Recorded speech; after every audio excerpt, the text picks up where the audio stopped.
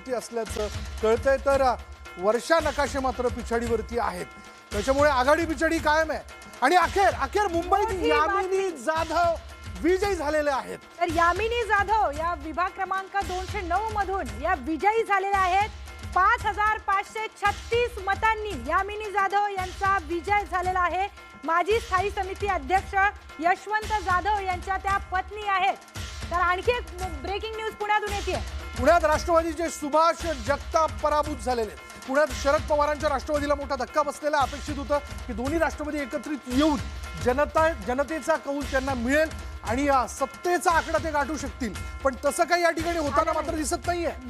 पुण्यामध्ये राष्ट्रवादी गटाला म्हणजे दोन्ही राष्ट्रवादीला मोठा धक्का बसलेला आहे. त्यामुळे या सगळ्याच्यात पुण्यात आपण जर पाहिलं तर काँग्रेसमधून शिवसेनेत गेलेले आबा बागुल मात्र पराभूत झालेले. हे एक धक्कादायक आहे. ब्रेकिंग न्यूज समोर येते. मोठी बातमी आपण पाहतोय. मुंबईमध्ये उबाठाच्या उर्मिला पांचाळ यांचा विजय झालेला आहे.